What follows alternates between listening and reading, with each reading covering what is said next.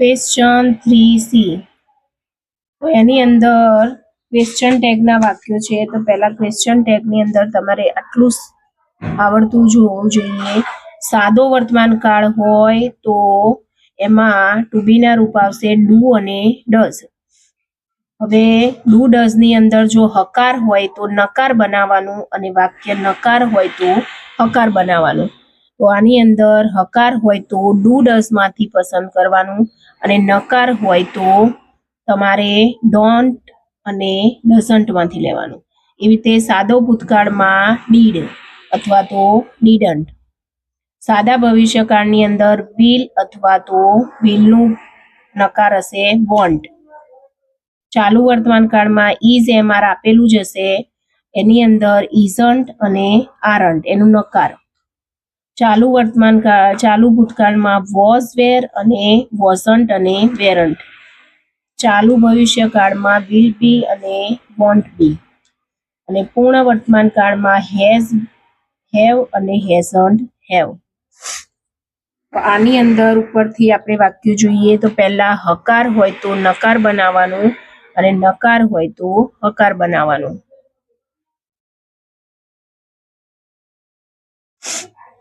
એક number, you like this dress. તો આ ડ્રેસ તો અહીંયા શું છે? લાઈક એટલે એ કયો ટેન્સ છે? તો સાદો વર્તમાન કાળ. હવે તમારે સાદા વર્તમાન કાળની અંદર અહીંયાથી લેવાનું ડુ કાં તો ડઝ. હવે તમે અહીંયા હકાર છે તો આપણે વાક્ય લેવાનું નકાર. તો નકારની અંદર યુ સાથે શું આવશે? તો યુ સાથે આવશે ડુ. તો ડુ નું નકાર થશે ડોન્ટ.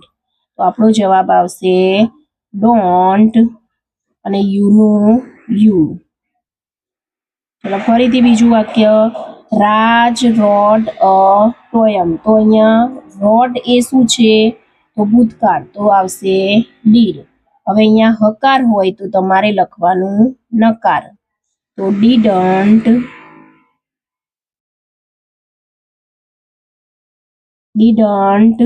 રાજ એટલે હી. 3 number, Nisha likes dancing. Likes એટલે કયો કાળ છે? તો ડુ કાં તો ડઝ. હવે અહીંયા નિશા સાથે શું આવશે? ડઝ. તો અહીંયા એક હકાર છે તો આપણે બનાવવાનું નકાર. તો ડઝન્ટ નિશા એટલે C. 4 number, Ankit did not run fast. હવે અહીંયા ડીડ આપેલું છે તો તમારે અહીંયા લખવાનું ડીડ અને અહીંયા અંકિત એટલે હી. 5 number, it is quite cold here. અહીંયા ઇઝ આપેલું છે તો હકાર હોય તો સામે નકાર બનાવવાનું અને ઈટનું ઈટ જ રહેશે. 6 નંબર, યુ ડુ નોટ. અહીંયા ડુ આપેલું છે તો અહીંયા આવશે ડુ. અહીંયા યુ નું યુ. જેમાં ટુ બી ના રૂપો આપેલા છે તો એ તો એમના એમ જ રહેશે. 7 નંબર, અહીંયા ઇટ્સ. ઇટ્સ ની અંદર શું આવશે? તો ડુ કાં તો ડઝ. તો અહીંયા ડુ નું શું થશે? ડઝન્ટ. અહીંયા ઈટ.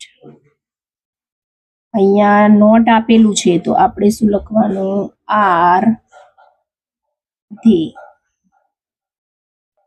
9 નંબર, ડુ નોટ. અહીંયા ડુ આપેલું છે તો આપણે લખવાનું ડુ. અહીંયા ધે. આટલું યાદ રાખવાનું, હકાર હોય તો નકાર અને નકાર હોય તો હકાર. We play every day. તો અહીંયા પ્લે એ કયો કાળ છે? તો સાદો વર્તમાન કાળ. તો એ નકાર છે તો આપણે લખવાનું હકાર છે તો અહીંયા નકાર. Don't be. 11 number, Disha was. અહીંયા વોઝ આપેલું છે તો અહીંયા થઈ જશે વોઝન્ટ. વોઝન્ટ. દિશા એટલે સી. 2 જણા આપેલા છે અને અહીંયા કયું છે? સાદો વર્તમાન. તો ડુ નું ડોન્ટ. અહીંયા 2 જણા છે એટલે ધે. 13 નંબર, અહીંયા ઇઝ આપી જ દીધેલું છે તો આપણે લખીશું ઇઝ. ક્લાસનું આવશે ઈટ.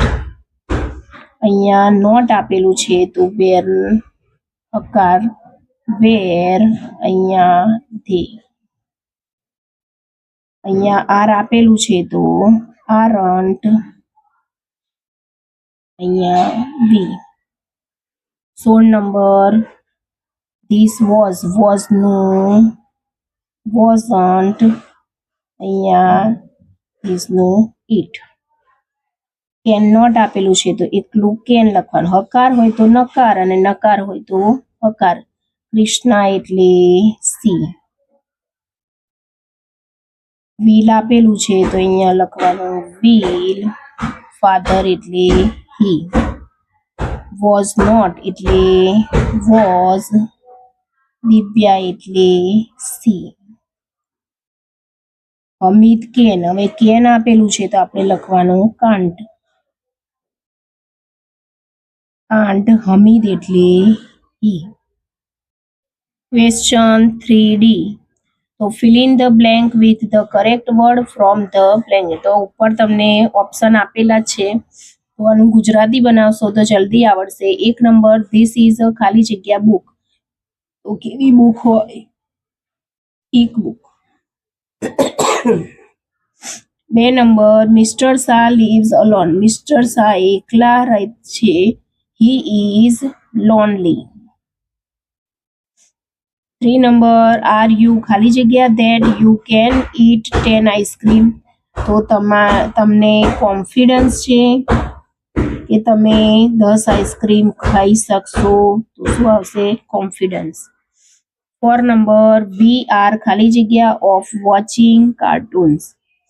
તો કાર્ટૂન્સ એ જોઈને અમે બોર થઈ ગયા. 5 નંબર આર ધેર ખાલી જગ્યા એનિમલ્સ ઇન ધ ઝૂ. તો કેવા એનિમલ હોય? તો wild animal. 6 number Anil has got less marks. અનિલને ઓછા માર્ક્સ આયા.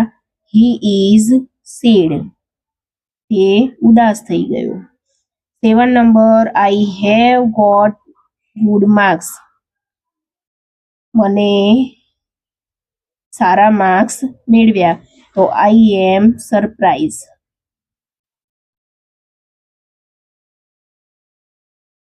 સાગર stood first in the class. સાગરને ક્લાસમાં પહેલો નંબર આવ્યો.